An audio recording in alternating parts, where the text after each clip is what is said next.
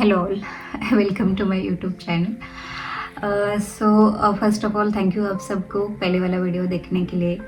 और मैं आज एक नया टॉपिक लेके आई हूँ जो जर्मनी से बेस्ड है और उस टॉपिक का नाम है पब्लिक ट्रांसपोर्टेशन। सो ये वीडियो मेरे हिसाब से काफ़ी इन्फॉर्मेटिव हो सकती है या फिर किसी को हेल्पफुल भी हो सकती है जो कि मतलब इंडिया से बाहर जाना चाहता है, जो कि डेवलप्ड कंट्रीज़ है। तो वहाँ पे मोड ऑफ ट्रांसपोर्टेशन कैसे होता है, क्या क्या मतलब यूज़ कर सकते हो as a transportation, public transportation. क्योंकि ज़रूरी नहीं है कि हर किसी को मतलब आके तुरंत लाइसेंस बनवा के, क्योंकि यहाँ पे लाइसेंस भी बनवाना पड़ता है और गाड़ी खरीदे वो पॉसिबल नहीं है। तो मोस्ट ऑफ द पीपल, जो भी मैं तो बोलती हूँ 90% लोग तो पहले कुछ दिनों के लिए या फिर कुछ सालों के लिए तो पब्लिक ट्रांसपोर्टेशन ही यूज़ करते हैं। और वैसे तो डेवलप कंट्रीज़ में होता भी है मोड ऑफ पब्लिक ट्रांसपोर्टेशन अच्छा एज़ कम्पेयर टू इंडिया। जैसे इंडिया में अगर आप किसी अच्छी सिटी में रह रहे हो, लाइक पुणे या ऐसे वाले सिटी में रह रहे हो, तो वहाँ पे आपको सिटी बसेस, अभी अभी मेट्रो भी बिल्ड हुआ है तो उसकी काफ़ी अच्छी कनेक्टिविटी है और आप ट्रैवल कर सकते हो। लेकिन अपोजिट यहाँ पे है कि मतलब यहाँ पे डेवलप कंट्रीज़ में क्या होता है कि अगर छोटी छोटी भी कंट्रीज़ है और उसमें छोटा भी गांव है तो वहाँ पे कनेक्टिविटी बहुत अच्छा है। मैं तो बोलती हूँ कि यूरोप में अच्छा है एज़ कम्पेयर टू यूएसए। जितना भी मतलब मैंने मेरे फ्रेंड से बात की है वहाँ पे, तो वो तो बोलते हैं कि यूएसए में उतना अच्छा कनेक्टिविटी नहीं है पब्लिक ट्रांसपोर्ट का जितना मतलब यूरोप का नेटवर्क अच्छा है। तो मैं आज जो भी एक्सप्लेन कर रही हूँ वो मोर और लेस पूरे यूरोप में कॉमन मोड ऑफ ट्रांसपोर्टेशन होता है, मतलब मोर और लेस सेम ही रहेगा द मोड ऑफ कम्यूटेशन। तो स्टार्ट करते हैं। पहला मोड ऑफ ट्रांसपोर्टेशन आता है बस। तो बस मतलब जो अपनी नॉर्मल बस चलती है इंडिया में सेम होती है, बस यहाँ पे बसेस की लेंथ डबल होती है, बीच में जॉइंट किया हुआ होता है और काफ़ी मतलब क्लीन होती है। जो आप मतलब इस वीडियोस में फ़ोटोज़ में देख रहे हो वो सेम सेम लेवल की क्लीनिंग उस बसेस में मेंटेन की जाती है। Just not in buses but यहाँ पे रोड पे भी, ट्रेन में भी, हर जगह पे वो क्लीनलीनेस मेंटेन होती है। और जैसे कि जर्मनी में most of the buses Mercedes Benz की है। हाँ, अपने लिए मर्सिडीज़ बेंज एक लग्जरी ब्रांड है लेकिन इनके लिए नहीं है। जैसे अपने लिए इंडिया में टाटा हो गया, अशोक लीलैंड हो गया, ये अपना मैन्युफैक्चरिंग है इंडिया में, तो मोस्टली उनकी ही बसेस चलती है। और वैसे ही जर्मनी में मर्सिडीज़ बेंज उनका ब्रांड है, तो पब्लिक व्हीकल हो गया वो उनके लिए कि तो वो पब्लिक ट्रांसपोर्टेशन के लिए मर्सिडीज़ बेंज वाली बसेस यूज़ करते हैं। और इट्स नॉट नेसेसरी कि मतलब वही हो, दूसरे भी ब्रांड के है but dominant player Mercedes Benz है। अलग बात क्या है इंडिया से, एक तो यहाँ के रोड बहुत अच्छे हैं तो एकदम स्मूथ चलती है। और फिर वो क्या है ना कि यहाँ पे बसेस में हर एक के लिए डेडिकेटेड स्पेस है, तो आप उस बस में साइकिल लेके जा सकते हो, व्हीलचेयर वाला बंदा जा सकता है, कोई बूढ़े लोग जा सकते हैं। वो फिर यहाँ पे बच्चे कैरी करने के लिए स्ट्रॉलर होता है तो वो स्ट्रॉलर भी लेके जा सकते हो।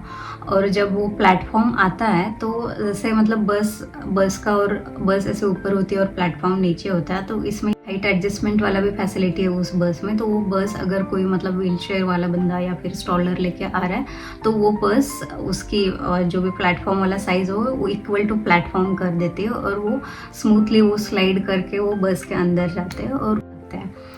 ये हो गया बस। और बस का मोस्टली लिमिटेशन ये है कि ये विद इन सिटी होती है, थोड़ा बहुत आउटस्कर्ट वाला एरिया कवर करती है। जैसे अगर आपको एक सिटी से दूसरी सिटी में जाना है तो मोस्टली बस नहीं जाती है। सो इट्स लाइक अपना सिटी बस जैसे होता है वैसे ही उसका मोड ऑफ ट्रांसपोर्टेशन है। तो ये था बस। फिर आती है U-Bahn। U-Bahn मतलब अंडरग्राउंड ट्रेन, जो कि हमारे यहाँ पे मेट्रो के इक्विवेलेंट है।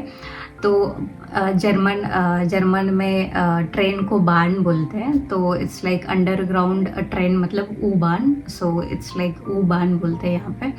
तो उसका U-Bahn का ये है कि एक तो ये बस से फास्ट होती है और द थिंग इज़ कि इसके थ्रू सारे के सारे पॉइंट्स कनेक्टेड नहीं होते। जैसे आपको बीच में किसी पॉइंट पे जाना है तो नॉट नेसेसरी कि आपको U-Bahn के थ्रू ही जाना पड़े।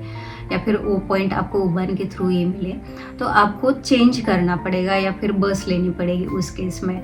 लेकिन अगर आपको फास्ट जाना है तो आप उबान ले सकते हो, क्योंकि ये अंडरग्राउंड चलती है तो यहाँ पे ट्रैफिक नहीं लगती, कुछ नहीं लगती, तो ये सीधा सीधा चलेगी और आप फास्ट डिस्टेंस कवर कर पाओगे।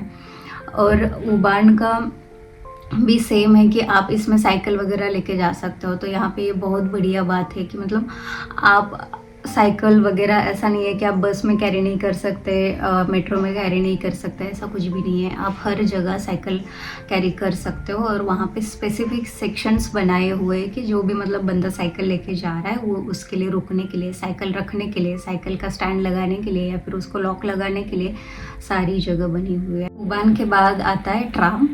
तो ट्राम और उबान में डिफरेंस यही है कि उबान मतलब जो भी मेट्रो है वो अंडरग्राउंड चलती है और जो ट्राम है वो रोड पे चलती है, मतलब जो अपना नॉर्मल रोड बना होता है उसमें ही पटरी बनी होती है रेल जाने। मतलब और इस ट्राम को जो भी ट्रैफिक के रूल्स है, जैसे मतलब कार, अगर कोई रोड पे कार चला रहा है उसको जो सिग्नल वाला रूल है जो भी है वो सारे रूल्स एप्लीकेबल है, ट्राम को ये रूल्स फॉलो करने पड़ते हैं।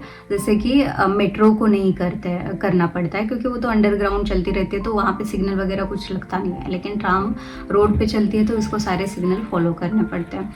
तो अभी ये ट्राम और उबान में ज़्यादा कुछ डिफरेंस नहीं है, बस ये रोड पे चलती है। जैसे अगर साइड से गाड़ी भी जा रही है तो साइड से आपको ट्राम भी जाते हुए देखेंगे, बट द डिफरेंस इज कि एक छोटा सा गांव है तो वहाँ पे बसेस चलेगी, अगर उससे थोड़ा बड़ा है तो वहाँ पे उबान और बसेस दोनों चलेगी, क्योंकि कनेक्टिविटी अच्छी होनी चाहिए।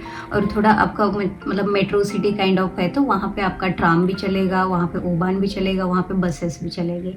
तो ये हो गया मतलब विद इन सिटी। तो ये थोड़ा सा आउटस्कर्ट एक रेडियस होता है हर सिटी का, उस रेडियस तक ये सारे जो भी जितने भी स्टॉप स्टेशन आते हैं वो कवर कर देती है।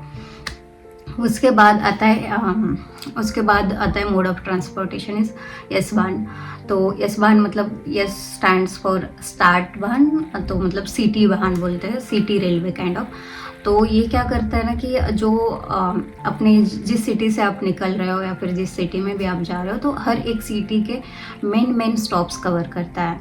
सो लेट्स से कि अगर मैं एक सिटी में रहती हूँ और एक सिटी से मैं वाई सिटी तक जाने वाली हूँ, तो वो जितने भी मेन स्टॉप्स है वो कवर करता है, जहाँ से आपको बाकी का और कनेक्टिविटी इजीली मिल सकता है। जैसे कि मतलब उस सिटी का उबान हो गया, बस हो गया, जो भी है वो। सबसे अलग बात क्या चालू होती है यस बान से, इसमें आपको फ्री वाईफाई कनेक्शन मिलता है, हाँ फ्री इंटरनेट मिलता है। आप उसमें आराम से बैठ सकते हो, इंटरनेट चला सकते हो और उसमें मतलब कुछ चार्जेस नहीं है, कुछ नहीं है, बट ऑफकोर्स आपको जो भी मतलब इस बान का टिकट है वो खरीदना पड़ेगा। सेम काइंड ऑफ फैसिलिटी इस बान में भी अवेलेबल है, जैसे कि मतलब साइकिल के लिए हो गया, स्ट्रॉलर के लिए हो गया, कुछ भी मतलब आपका सामान है वो रखने के लिए हो गया, वो सेम एप्लीकेबल है, ये हो गया।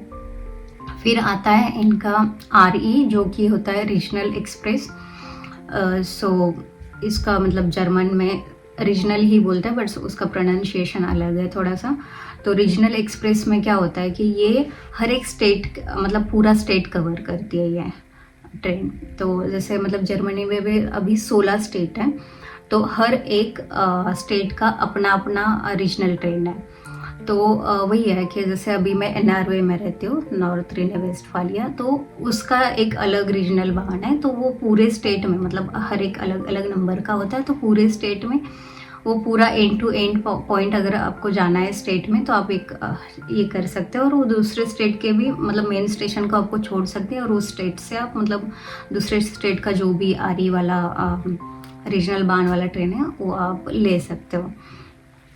और इसमें RE में अलग बात क्या है कि RE में आपका मतलब डबल डेकोर वाला भी ट्रेन होता है, लाइक ऊपर भी बैठ सकते हैं, नीचे भी बैठ सकते हैं, और वाईफाई होता है। और दूसरी बात साइकिल वगैरह वो रखने के लिए सब कुछ होता है। सबसे अलग बात क्या है इस बान से RE की, तो RE जो है वो bus main station to main station ही कवर करती है। जैसे कि मतलब एक सिटी से निकल रही हूँ, मेरे सिटी का एक मेन स्टेशन है, मुझे मेरे सिटी के मेन स्टेशन से दूसरे सिटी के मेन स्टेशन तक जाना है, तो मैं अगर फास्ट जाना है तो मैं ऑब्वियसली RE प्रीफर करूँगी, रीजनल वन प्रीफर करूँगी। तो ये विदाउट स्टॉप चलती है, सिटी टू सिटी कनेक्ट करती है। तो इससे क्या होता है कि आपका ट्रैवलिंग टाइम कम होता है। अगर आपको फास्ट ट्रैवल करना है तो आप आरई ले सकते हो। फिर उसके बाद आता है आईसीई ट्रेन्स, जो कि इनका बहुत फेमस है, जर्मन ट्रेन्स। सो आईसीई का फुल फॉर्म यही होता है, इंटरसिटी एक्सप्रेस ट्रेन। तो ये मतलब इसका अगर आप फोटोज़ में देखोगे तो इसका एरोडायनामिक्स भी वैसे ही बना हुआ है कि मतलब ऐसे बना हुआ है तो ये ऐसे हवा को चीरते हुए इसका स्पीड ग्रास्प कर लेगी। तो ये मतलब जब मैं पहली बार बैठी थी तो मेरे लिए तो बहुत फास्ट थी। तो ये 300 किलोमीटर पर आवर दौड़ती है ट्रेन। हाँ, तो 300 किलोमीटर पर आवर। और मतलब आपको बहुत ही एक्सप्रेस ट्रैवल करना है तो ये ट्रेन लेना ज़रूरी है और फिर आप ले भी सकते हो। और इसका बहुत लग्जरियस एक्सपीरियंस है, जैसे कि इसमें वाईफाई होता है, टेबल्स वगैरह रखे होते हैं बीच में, एकदम क्वाइट होता है। इसमें आपको रेस्टोरेंट में मिलता है, जैसे कि रेस्टोरेंट में ऐसा कुछ फैंसी तो नहीं मिलेगा। इनका जो भी यूरोपियन फूड है, कॉफ़ी, क्रोसॉन जो भी है, ये सारी चीज़ें मिलेंगी। अगर बट लेकिन आपको हर एक टाइप का कुजीन या फिर ये नहीं मिलेगा। जो भी नॉर्मल वहाँ पे जो भी अवेलेबल है वो है, लेकिन आप ले सकते हो वो वहाँ पे, ये बात है। और फिर उसके अलावा यहाँ पे ये अलग लगेज के लिए स्टैंड बना हुआ होता है। मतलब ऐसा नहीं है कि आप जा रहे हो तो आपको, मतलब जैसे इंडियन ट्रेन्स में होता है ना, ये आप जा रहे हो तो आप लगेज भी लेके साथ में जा रहे हो और फिर आपने सीट के नीचे या ऊपर जो भी कैरियर बना हुआ है वहाँ पे रख रहे हो। तो यहाँ पे भी होता है ऊपर कैरियर बना हुआ, बट वो बहुत छोटा होता है, जैसे कि मतलब सैक रख दी, हैंड बैग रख दी ऐसे के लिए। लेकिन जो प्रॉपर लगेज बैग होते हैं, आपके बड़े वाले बैग होते हैं, वो रखने के लिए यहाँ पे प्रॉपर सेक्शन बना हुआ है। क्योंकि usually IC trains long journeys के लिए प्रीफर की जाती है। अगर लेट्स से कि आपको 300-400 किलोमीटर ट्रैवल करना है तो आरई मतलब रीजनल बान या फिर यस बान आप चेंज करते करते, हॉप करते करते, ये कन्वीनियंट वे नहीं है। तो आप उस जगह पे आप आईसीई ले सकते हो। आईसीई जो कि एक्सप्रेस ट्रेन होती है, जो आपको फास्ट डिस्टेंस कवर करके देती है।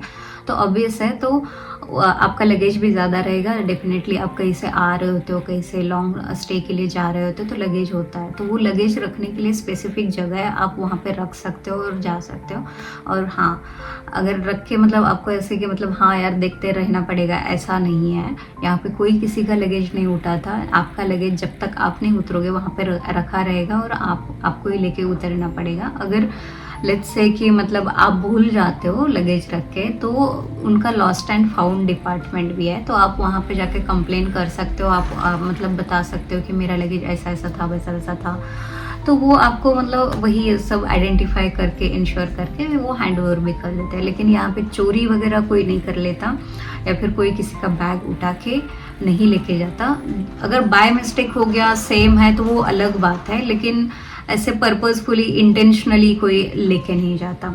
ये सबसे बड़ी बात है यहाँ पे। और ये सिर्फ आईसीई में नहीं है, मतलब ये ओवरऑल कॉमन कल्चर है यहाँ का। क्योंकि यहाँ पे पता नहीं, वो माइंड सेट ही नहीं है लोगों का कि भाई हम ऐसा कुछ कर सकते हैं या फिर ऐसा कुछ हमें करना चाहिए या फिर इस तरीके से हमें कुछ लेना चाहिए, वो माइंड सेट ही नहीं है। और फिर उसके बाद और एक आता है हा बान करके। हा बान मतलब वही कि हाल्टिंग बान मतलब होता है, जो कि ऊपर से चलता है, जो मतलब रोड पे नहीं या फिर किसी नहीं, ऊपर से उसका स्लाइड होता है। मैं उसके ऊपर एक शॉर्ट भी बनाने वाली हूँ, तो आएगा वो 2-3 दिन में डिटेल में। इसमें बहुत सारे मोड ऑफ ट्रांसपोर्टेशन है, तो मैं उतना ज़्यादा एक्सप्लेन नहीं कर पाऊँगी।